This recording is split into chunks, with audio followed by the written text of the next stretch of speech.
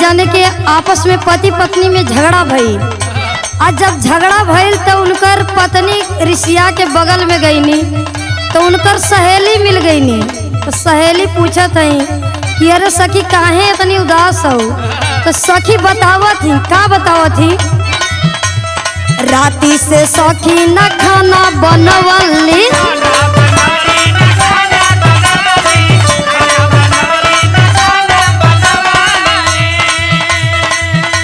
अरे रूस गईल सैया तबो ना मनवली,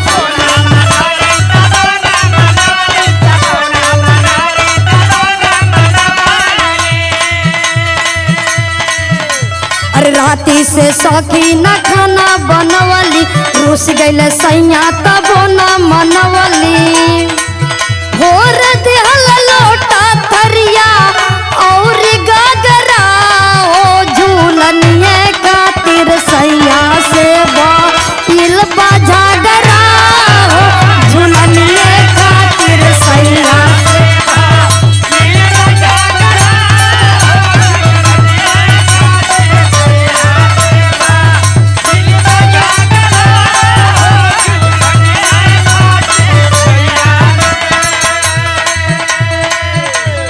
राती से सखी न खाना बनवली,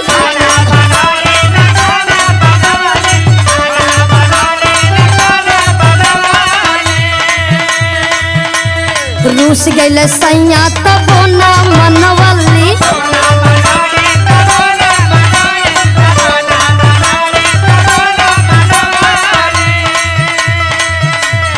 राती से सखी न खाना बनवली, रूस गईल सैया तबो ना मनवली।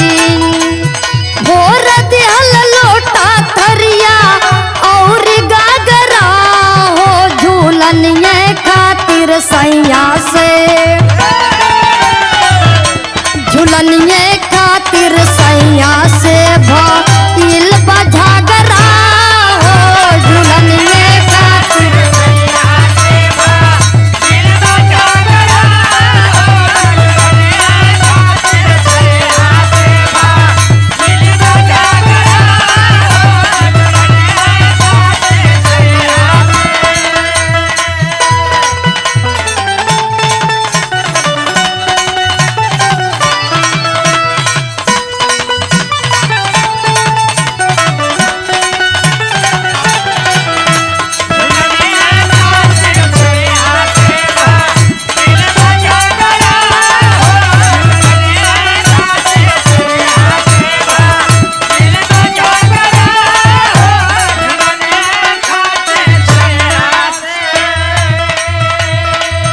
रोपनी करवले तब से कैल रहल वादा,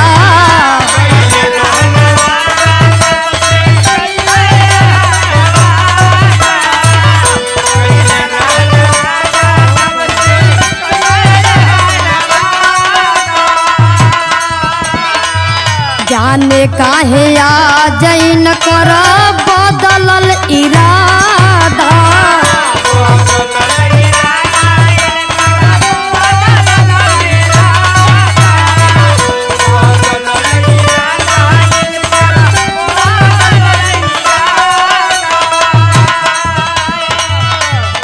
रोपनी करवले तब से कैल रहल वादा, जाने काहे आ जैन कर बदलल इरादा।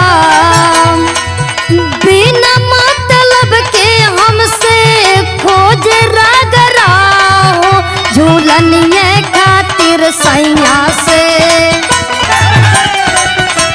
झूलनिए खातिर सैया से भइल बाझागरा हो,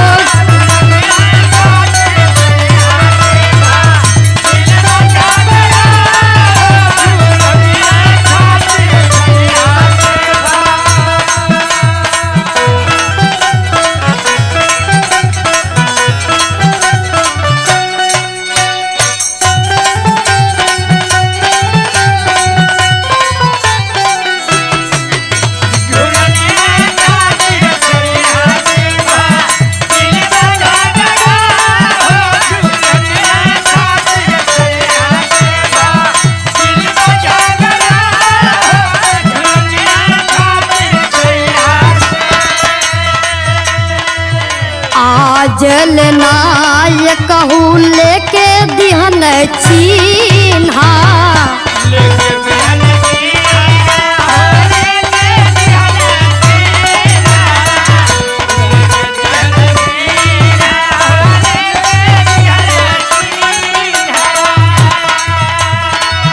ऐसन घर हमार मुश्किल भइल जीना।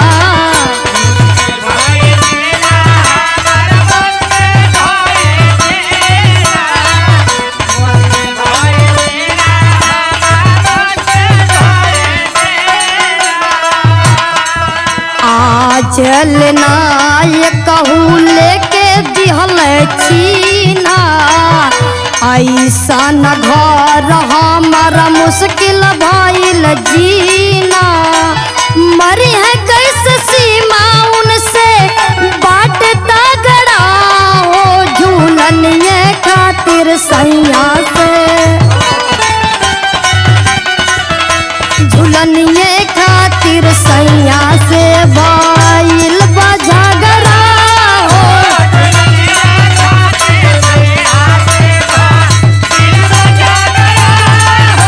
झूलनिए खातिर सैया से,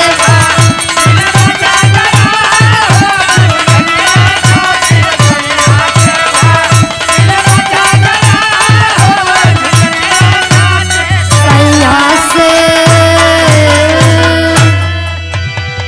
कहती समझलू सखी है पूरी बात।